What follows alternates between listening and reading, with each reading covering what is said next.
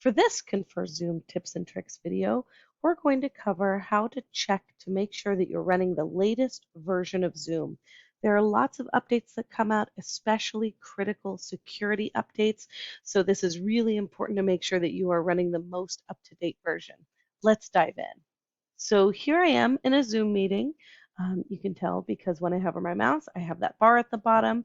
And as of May 26th, this is the most up-to-date version. So I have the little new security button.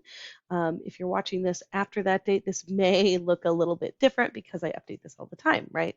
So once you end any Zoom meeting, you have the ability to sign in. You also see your version right here at the bottom.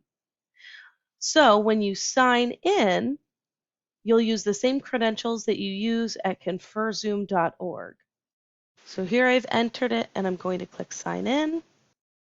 Once you sign in, you'll see this screen, and up in the top right, you'll see your small profile picture, which you'll click on. And then click on the check for updates item. You'll see a screen that looks just like this, and the update will begin automatically. You can also scroll down while this is updating, and you'll see all of the current release notes and see what they've added. So you'll see in the previous update, they did some big changes here, and then this is really just a minor kind of update. So you'll click on update.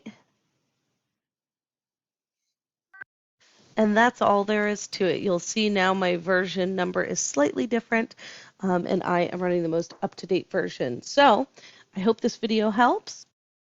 For more tips and tricks videos, go to hartnell.edu/pdc/guides/ConferZoom. Thanks for watching.